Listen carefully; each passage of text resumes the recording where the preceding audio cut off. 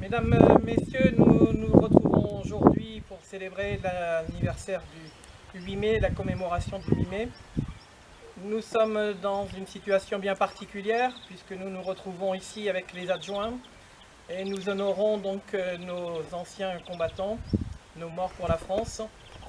Nous avons une pensée donc pour tous nos porte-drapeaux, que ce soit de la Légion d'honneur, les anciens combattants, les porte-drapeaux de notre commune. Une pensée également pour la communauté éducative, les écoles, qui d'habitude participent à notre cérémonie.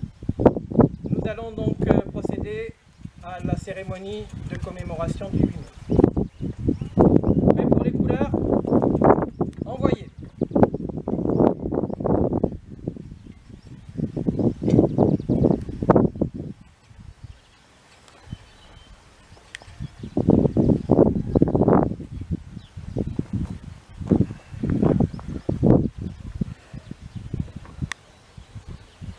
Nous allons procéder au dépôt de gerbe.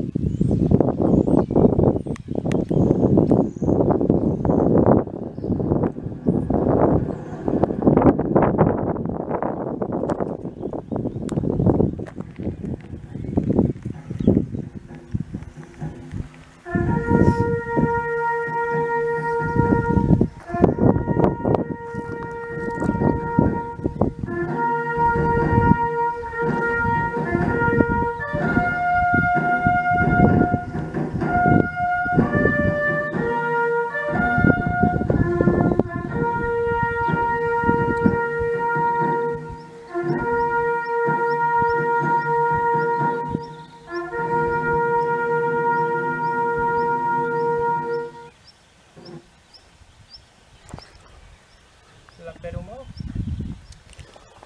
Alors, liste des hommes morts pour la France. Mercier Achille. Mort pour la France. Rateau Moïse. Mort pour la France.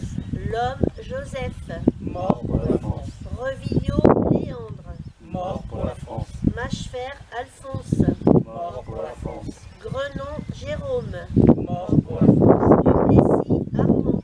Mort pour la France. Guéry Wilfried. Mort pour la France. Auboin Kléber. Mort pour la France. Nadeau Maxime. Mort pour la France. Grenon Archange. Mort pour la France. Boutier Émile. Mort pour la France. Bellamy Édile. Mort pour la France. Bellamy Marc. Mort pour la France. Potiron Eutrope. Mort pour la France. Deschamps Paul. Mort pour la France. Élie Eugène. Mort pour la France. Joussaume René. Mort pour la France. Chancelier Kléber. Mort pour la France. Brulot Léonce. Mort pour la France. Gaudin René. Mort pour la France. Renon Georges. Mort pour la France. Chauvin Edgar. Mort pour la France. Geoffroy Georges. Mort pour la France. Gaudin Édouard. Mort pour la France. Robert Jean. Mort pour la France. Villepasteur Maurice. Mort pour la France. Desnoyers Jean. Mort pour la France. Barré Léonce. Mort pour la France. Raffo Edgar. Mort pour la France. Une minute de silence.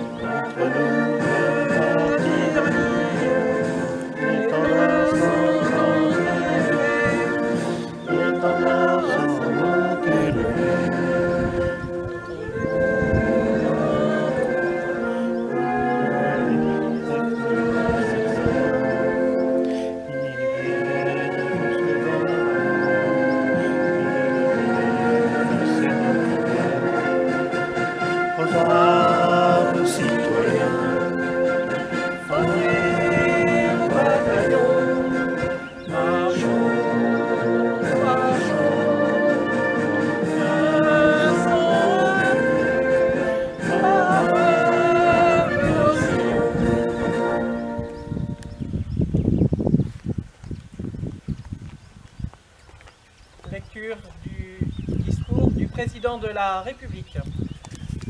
Message à l'occasion de la commémoration de la victoire du 8 mai 1945, président de la République, M. Emmanuel Macron. Ce 8 mai ne ressemble pas à un 8 mai. Il n'a pas le goût d'un jour de fête. Aujourd'hui, nous ne pouvons pas nous rassembler en nombre devant les monuments de nos villes, sur les places de nos villages, pour nous souvenir ensemble de notre histoire. Malgré tout, la nation se retrouve par la pensée, et les mille liens que notre mémoire commune tisse entre chacun de nous, cette étoffe des peuples que nous agitons en ce jour dans un hommage silencieux. C'est dans l'intimité de nos foyers, en pavoisant nos balcons et nos fenêtres, que nous convoquons cette année le souvenir glorieux de ceux qui ont risqué leur vie pour vaincre le fléau du nazisme et reconquérir notre liberté. C'était il y a 75 ans. Notre continent refermait grâce à eux le chapitre le plus sombre de son histoire. 5 années d'horreur, de douleur, de terreur.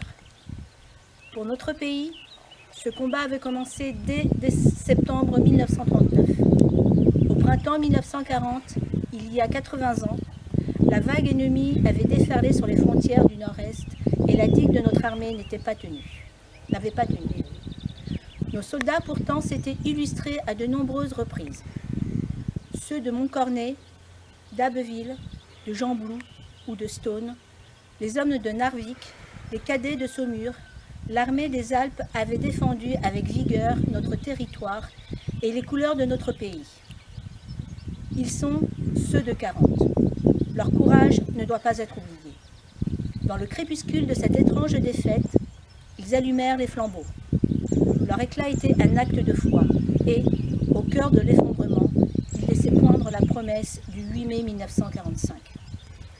Cette aube nouvelle fut ensuite conquise de haute lutte par le combat des armées françaises et des armées alliées, par les Français libres que jamais ne renoncèrent à se battre, par le dévouement et le sacrifice des résistants de l'intérieur, par chaque Française, chaque Français qui refusa l'abaissement de notre nation et le dévoiement de nos idéaux. La grande alliance de ces courages permit au général de Gaulle d'asseoir la France à la table des vainqueurs. La dignité maintenue, l'adversité surmontée, la liberté reconquise, le bonheur retrouvé. Nous les devons à tous ces combattants et à tous ces résistants.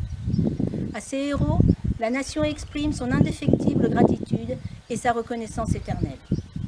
Le 8 mai 1945, c'est une joie bouleversée qui s'empara des peuples.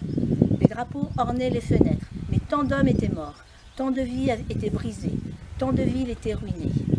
À la liesse succéda la tristesse et la désolation. Avec le retour des déportés, les peuples découvrirent bientôt la barbarie naziste dans tout son horreur. Rien, plus jamais, ne fut comme avant. La fragilité révélée de nos vies et de nos civilisations nous les rendit plus précieuses encore. Au bout de cette longue nuit qu'avait traversé le monde, il fallait que l'humanité relevât la tête. Elle venait de découvrir horrifiée qu'elle pouvait s'anéantir elle-même et il lui fallait désormais refaire le monde, de fond en comble, ou, à tout le moins, empêcher que le monde ne se défasse, selon le mot de Camus. Ce fut l'horreur, ce fut l'heure, en France, de l'Union nationale pour fonder les beaux jours annoncés par le Conseil national de la résistance et bientôt retrouvés. L'heure, en Europe, de l'effort commun pour bâtir un continent pacifié et fraternel. L'heure, dans le monde, de construire les Nations Unies et le multilatéralisme. Aujourd'hui, nous commémorons la victoire de ce 8 mai 1945, bien sûr, mais aussi, mais surtout, la paix qui l'a suivie.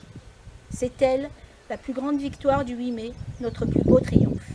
Notre combat à tous, 75 ans plus tard. Vive la République, vive la France. Mesdames et messieurs, nous arrivons à la fin de cette cérémonie. Une cérémonie bien particulière, vous avez pu le constater. Vous pouvez, à travers cette vidéo, revoir donc cette cérémonie. Nous aurons l'occasion de transmettre dans le flash info de notre commune l'appel à dons pour les Bleuets, pour nos anciens combattants. Et également, la municipalité aura l'occasion, lors de son installation et ses décisions à prendre, de donner une subvention en contrepartie de la sollicitation qu'on a l'habitude de faire. Nous vous souhaitons une bonne journée. Merci.